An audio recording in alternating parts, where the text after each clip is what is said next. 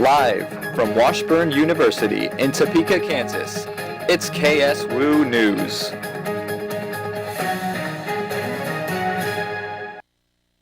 Hello everyone and welcome to KSWU News. I'm Kara Potasio. And I'm Carly Willis. Today on the show we'll cover how 29 years is a long time to wait. Trevin Edelman will talk about the Kansas City Royals' journey to the playoff season and how they're partying like it's 1985. The fall season means good smells and delicious food, but it can also mean the perfect time to begin your journey for a healthier lifestyle. Exercising in the fall has benefits such as the falling temperatures, setting up good habits in time for the holidays, and enjoying the brilliant hues Mother Nature provides. And of course, it's nice. You don't really get too sweaty. If you've lived in the Topeka area long enough, you may have heard the startling title the city was granted several years ago, the 8th most obese city in America. Thankfully, beyond the vast array of fast food chains, there are also plenty of places to get a little outdoor exercise in, completely free of charge. The Shunga Trail, the Governor's Mansion Trails, and Gage Park are all great local areas to walk, jog, or bike on. Before daylight savings time sets in, there are still several hours of sunlight after 5 o'clock to use for exercising outdoors. Runners refer to fall as Goldilocks weather because it's not too hot and it's not too cold. I checked in with experts Anthony and Evie Blanco for some tips on how to set good patterns just in time for turkey season. Well, right now we're getting into what's like metabolism boosting weather, metabolism boosting season. So we got October, November. So right at the end of November, obviously, we got Thanksgiving hitting. So we established effective patterns to help boost our metabolism, increase muscle mass. So as we all know, muscle burns a lot more calories than fat does. So as we add the muscle to our frames from the activity that we're going to be doing, so when you're going to eat that Thanksgiving meal or meals, you're going to be able to burn those calories a lot better. Well, just get out and get active.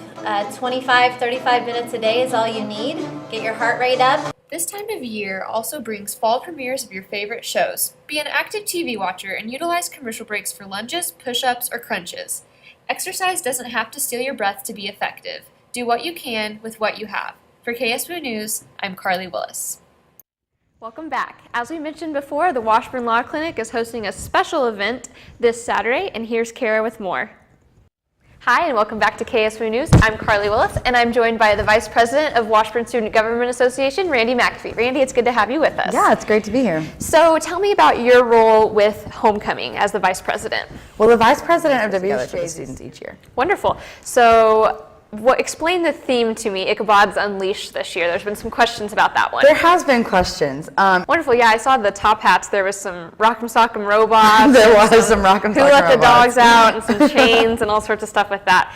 So tell me about how you choose the events that go on during Homecoming. Do you stick to the ones that worked in the past, or do you try things new? Well, for me this year, I chose to stick with the ones that they've done in the past just because I feel like Washburn could use some tradition added to it. Okay, so what are some of the big events from here on out this week? From here on out, we have open mic night tonight in the library. That's always a favorite. Students get to go up game on Saturday. Sure. And if you're just now joining us, I'm Carly Willis, and I'm here with the Vice President of the Washburn Student Government Association, Randy McAfee.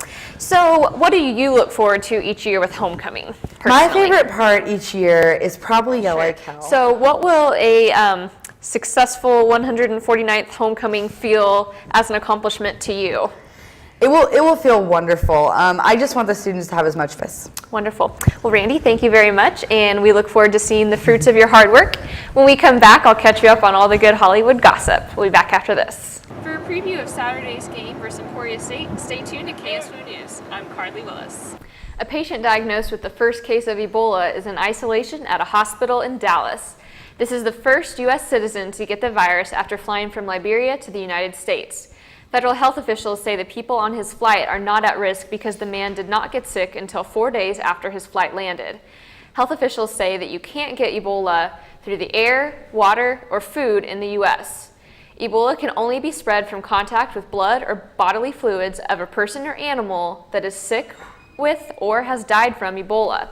The CDC will investigate whether or not they need to track down the people the patient was in close contact with when his symptoms broke out. With Veterans Day almost a month away, the Washburn Law Clinic is hosting a one-day event to give back to veterans. The clinic will be at 9 a.m. to noon on Saturday in the first floor commons of the Washburn Law Building. That's the news for now. When we come back, we'll talk about how the holiday season may be affecting your wallet this year.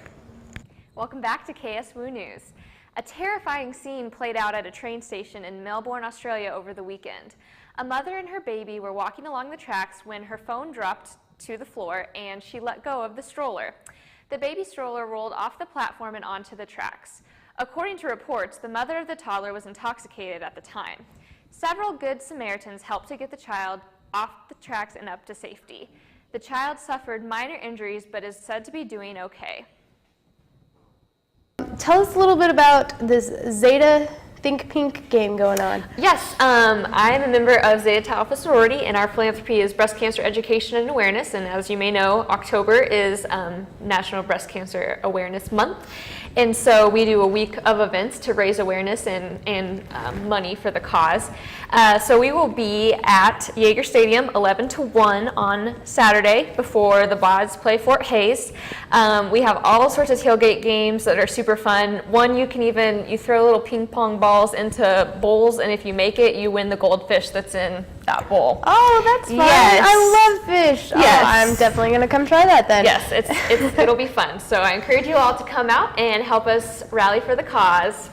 Well, that's all we have for now, so thank you for joining us here at KSWU News. As always, go like our Facebook page, and we're also on Twitter, so give us a follow, and we'll see you next week.